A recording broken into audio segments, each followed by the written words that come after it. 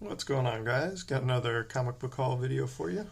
I picked all these books up from the flea market and the pop-up comic shop that I've talked about before. The first batch here is from the pop-up comic shop.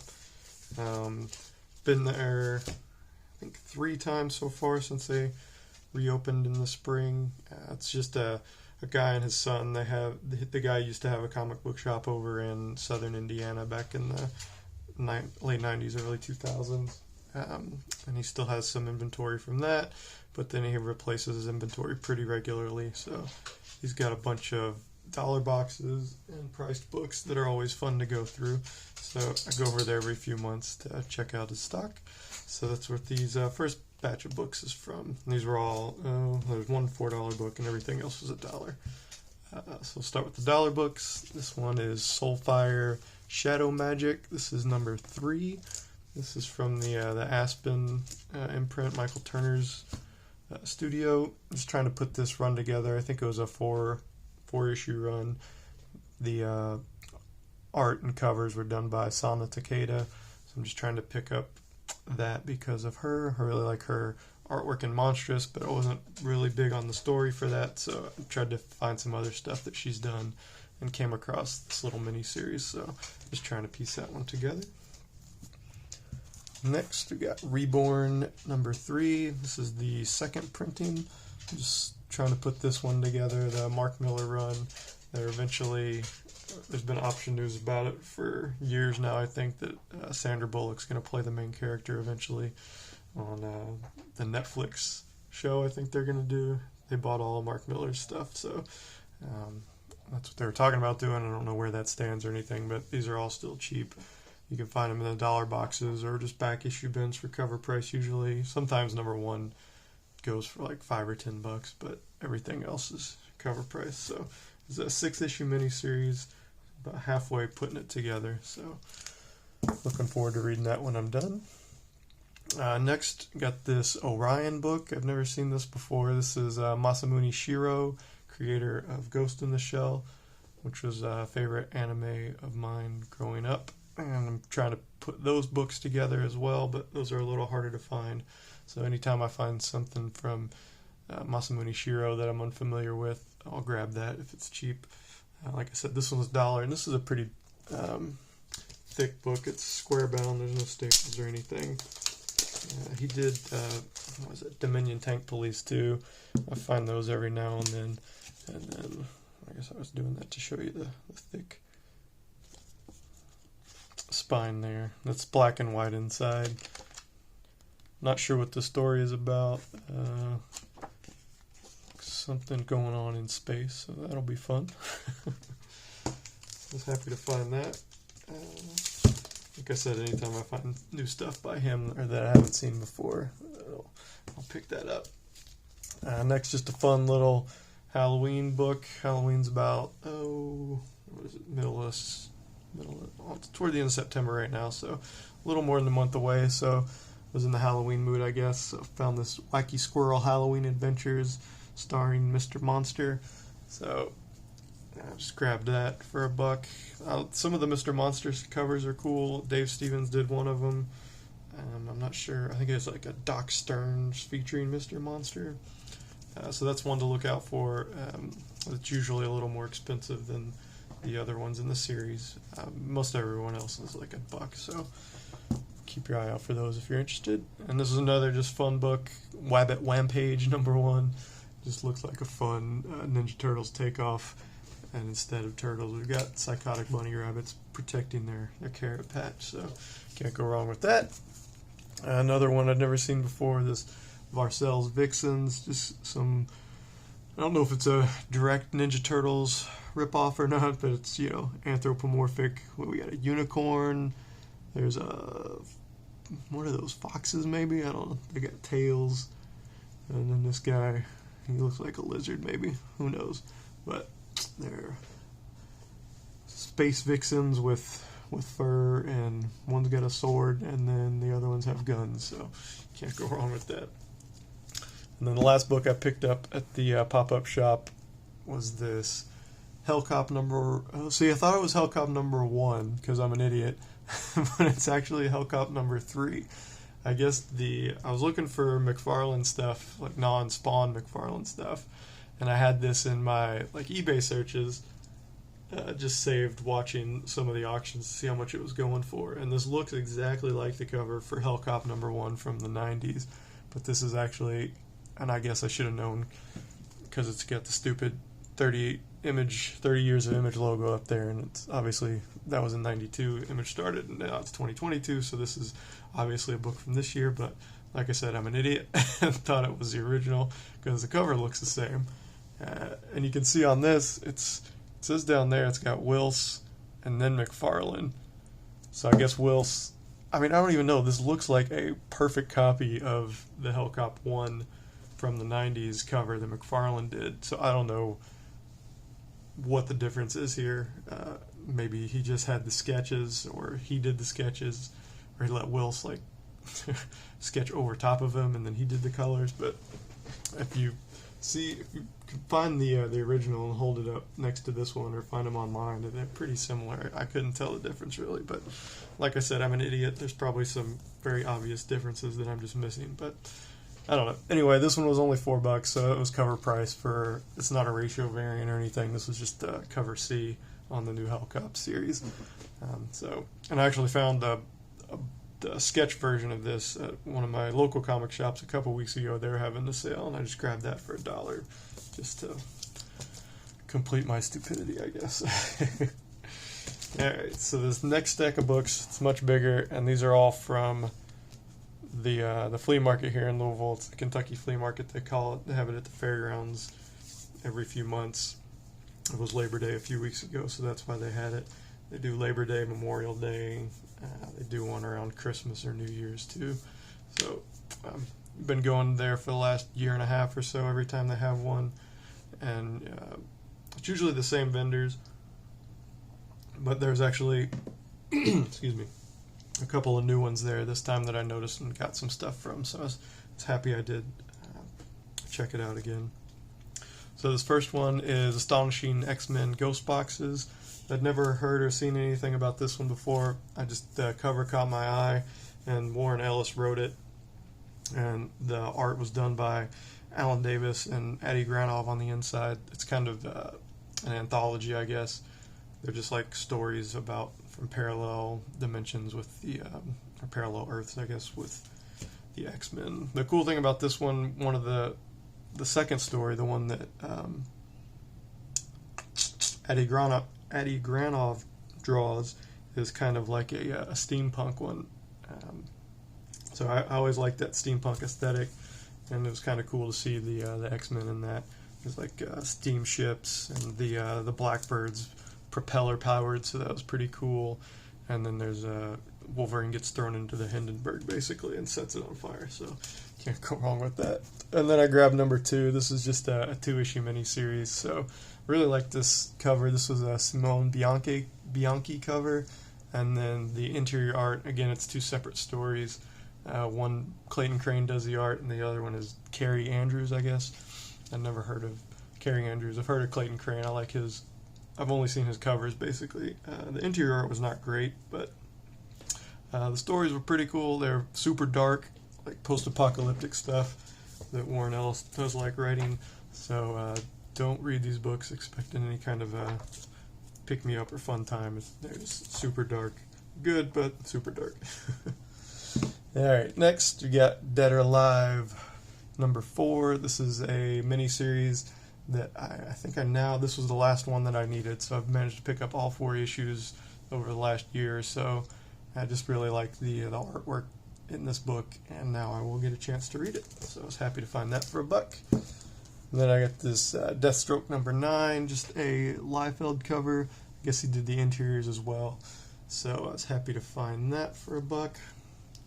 Then I've got some Elektra books. I think this is from volume 3, maybe, the Marvel Knights run. Looks like Brian Michael Bendis wrote it, and then Greg Horn did a lot of the covers.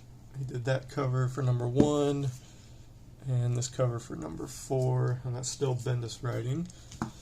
And then Greg Horn did the cover for this one, number 20 as well. This is Greg Rucka writing. I'm not sure when he switched over, if he took up directly after Bendis or what, but I like Rucka a lot, so I'm going to try to piece the whole Marvel Knights run together, I think. I don't think any of those books go for money. And like I said, I really like the Greg Horn covers, and Greg Rucka's writing is really good too, so pick those up. This was another fun one that I found, just Fantastic Four Roast number 1. It looks like Sergio Aragone's art. I'm not sure if that's him on the cover, the guy that did Gru, but it certainly looks like it. And let me open this up. I think this is a wraparound cover too. So, yes it is. Let's see. There we go. There's some good, doing some good crowd work there. Got the whole cast of characters from Marvel in there, so I haven't read this one yet. Looking forward to it. Just kind of a silly spoof comic that I like to collect, and I've never seen that before. I'm not sure who the Roast Master is. I don't think that's Jeff Ross, but I'm sure it's someone equally as talented. Next, you got this Marvel Comics Presents 32. Is this a wraparound cover? No, it's not, but it's got the other. No, that looks like McFarlane on the back too, and that's definitely McFarlane on the front, even though he didn't sign it. But you can tell Shadowcat's got kind of the Spider-Man mask, and then on the back there's Spawn, but not Spawn. I guess it's, Black Panther, but definitely looks like Spawn. So this is cool McFarlane stuff. I don't think he did the interiors or anything. They usually didn't on these. I don't know, Eric Larson did the interiors on the Excalibur story, so that's pretty cool. But yeah, covered by Todd McFarlane. So those are just fun to pick up. They have, Sam Keith did that big run in the 90s and 100s with Wolverine and Cable and all those guys, so that's fun to get. And then McFarlane and Liefeld did some stuff too. So the one I'm really looking for is number 45. I think that's what it is. It's the first appearance of Hulk Hogan in comics, so definitely keep my eyes open for that. I got some New Mutants 88, got the newsstand version. This was $1 as well. Slowly getting all the Liefeld New Mutant stuff in the dollar bins. You can find pretty much all of them in the dollar bins except for 87 and 98, of course. So anytime I find those in good shape, I'll grab those for $1. We got some cartoon books here. Got Ren and Stimpy Show number 4, Crash Test Dummies spoof, and that's a newsstand, which is always fun. And on a 2 beat up shape. Another classic one here. This is number 6 with the Amazing Spider-Man versus Powdered Toast Man. I remember getting this one as a kid and really liking it, so I was happy to find that one. And I got number 13. Let's see. This is another Halloween themed comic. I didn't know that when I got it. I just realized that now, so kind of a fun coincidence. And then last Ren and Stimpy book here. We got the Ren and Stimpy Show Interactive Special. I guess this was I think this was like a coloring book or something. I remember opening it up and looking at it. Yeah, it's like an activity book. It's an interactive activity book. So it's got, there's some sideways comics, but then there's you can make your own box, fold your own boxes. There's a log maze, all kinds of fun stuff. So loved Ren and Stimpy Show. Just happy to find that. Next, we got a couple of Silver Surfer books here. This is number 66. This is just from the Volume 3 Ron Lim run. I'm trying to piece together. Most of these are pretty cheap, except for the early Thanos stuff. Those are a little bit pricier, but most of the other ones you can find in the dollar bins. Then I got 117 here. I'd seen this, I can't remember where I saw it, but they were like, this is the first appearance of the Black Surfer. When they were doing Silver Surfer Black a few years ago. I guess this probably got hot or something because it's got the big hulked out black body Silver Surfer here. I don't think this is Ron Lim art. It's not my favorite art, but just kind of a fun one-off, so I grabbed it for $1. So these, let me pull that other one out here. And the next ones I grabbed are all 50 cents. This is Walking Dead Deluxe number 39, number 40, and number 42.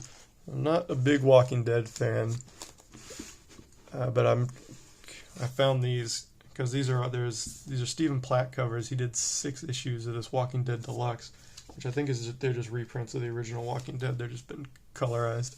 So I've got 39, 40, 42 is, it's way over on that side because they all lay out.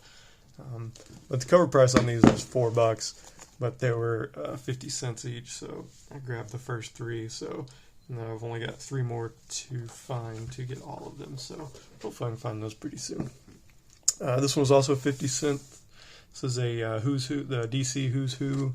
This is from, September 85, volume 7, if my Roman numerals interpretations are correct. So these were like the index books. I've talked about these before. It was before the internet. It was a good way to learn about characters that weren't featured in like the regular books, because they have like biographical information in there, got their powers and everything. I don't know if it's got their first appearance. Yeah, it's got their first appearance. These were kind of like the precursors to the Marvel and DC cards, where I learned a lot of that stuff. But the reason I picked this up is there's a Dave Stevens drawing of Dolphin on the inside, so I thought that was really cool. I think he did Catwoman in this Who's Who, and then another one I can never remember. But these you'll find those littered in the 50-cent and dollar bins everywhere. They're usually pretty beat up, so I leave them behind. But this was the first time I'd seen one that was in good condition and for 50 cents, so I was happy to find that. Next, we got another fun promo comic here. This is B-Force. This is it looks like a promo comic the Milwaukee Brewers did to give to kids to talk about the evils of tobacco spitting, and promote healthy habits like chewing on, what do they do now, the sunflower seeds. So I thought that was kind of a cool one-off. So that was only $1 as well. So happy to find that. Alright, and then let's see. So from one of the other comic vendors, I also found a couple of video game books. I keep finding these Metal Gear Solid books. This is number 1. This is a little beat up. It's got some, I don't know if you can tell or not, but it's got some creases right there. They're not color breaking or anything, so that's good at least. And this is the variant. It says Ashley Wood cover, even though I think he did the other covers as well. But I think this might be, I don't know if it's a ratio variant or not. But I've got the regular number 1, and I've got the second printing for number 1, so I figured why not. I'll get whatever version of number 1 this is for $1. And then I also found this Adventures of Sly Cooper number 1 for $1. Now this is beat up quite a bit. This one has creases. You can probably see that, yeah. That's pretty jacked up. And then the spine's a hot mess. There's some corner damage down there, yep. And that corner's not too bad, but yeah, there's creasing in the front. But if you look online, these books go for, in good condition, between like $75, and some of them go for as high as like $200 ungraded. So I grabbed this one just because it's the first time I'd seen it in the wild, and I knew they go for pretty good money. So even damaged, I'm going to probably just list this for like $20 or something and see if I can get that. So I was happy to find that. And then my other big score, I guess, is this Dark Horse Comics Insider from October 1995. This is the first preview appearance of Thrawn. You can see this is the same cover that they used for Heir to the Empire number 1, which came out, I guess, probably a few months later. This one goes for, I don't know, inventory between $50 and $100 online raw, depending on the condition. And there's some spine ticks on this one too. It's not in the best shape, but it was bagged. It wasn't boarded, and I didn't even know. I recognized the cover when I was going through the boxes, and I assumed it was probably, since it said Insider, I assumed it was probably like an early preview appearance of Thrawn. So I just grabbed it and then looked it up later, and sure enough, it was. So it was a nice little surprise. Let's see, we got some X-Men books here, some Wedding Special #1. This is J. Scott Campbell cover, cool Colossus and Shadowcat cover, so happy to find that.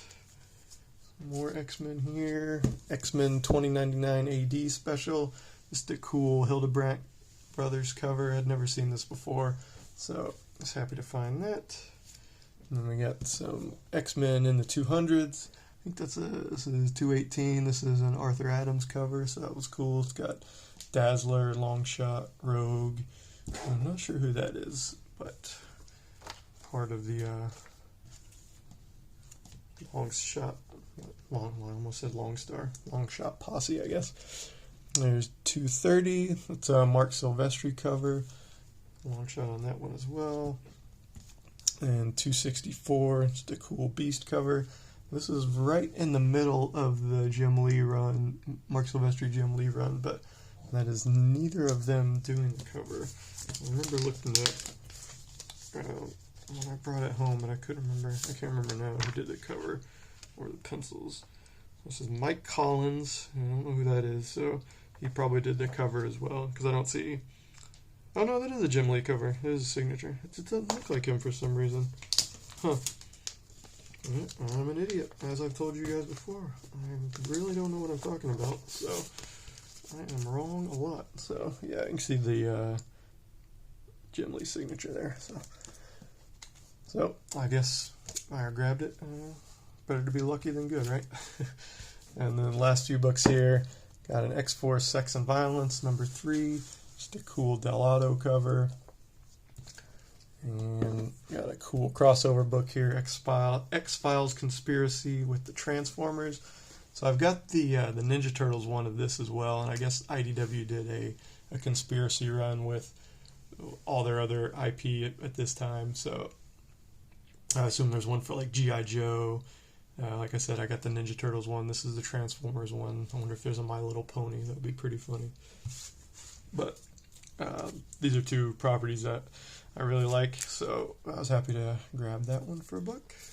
And last book, just a cool Wildstorm one-shot here, Chamber of Horrors. Just a cool Simon Bisley cover. It's got Deathblow there on the front, fighting off some nasty pumpkin monsters. So more Halloween-themed stuff for you guys. So hope you enjoyed it. And that's the end of my haul. I will talk to you guys later. Bye.